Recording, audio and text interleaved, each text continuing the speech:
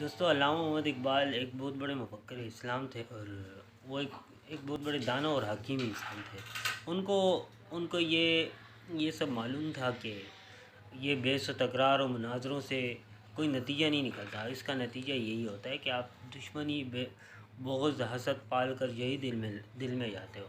ان کا کوئی نتیجہ نہیں نکلتا، ان کا کوئی اچھا تاثر نہیں پڑتا معاشرے پر۔ تو علامہ کا اس زمن میں اپنی ایک نظم میں کہتے ہیں کہ میں بھی حاضر تھا وہاں، ضبط سکوت کر نہ سکا، حق سے جب حضرت ملا کو ملا حکم بہشت۔ عرض کی میں نے الہی میری تقصیر معاف، خوش نہ آئیں گی اسے حور و شراب و لب کشت۔ نہیں فردوس مقام جدل و قال و اقول، بحث و تکرار اس اللہ کے بندے کی سرشت۔ ہے بدآموزی اقوام و ملل کام اس کا، اور جنت میں نہ مسجد نہ کلیسا نہ کنشت۔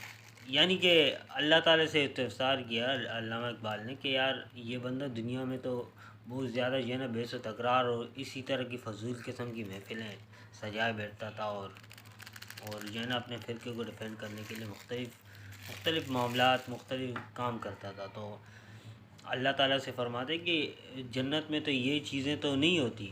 تو اس بندے کی تو عادت یہ ہے، اس ملا کی عادت یہ ہے کہ یہ ہر جگہ جنگ و جدل کا ماحول پسند کرتا ہے، اور اسی طرح بحث و تکرار کی محفلیں سجاتا رہتا ہے۔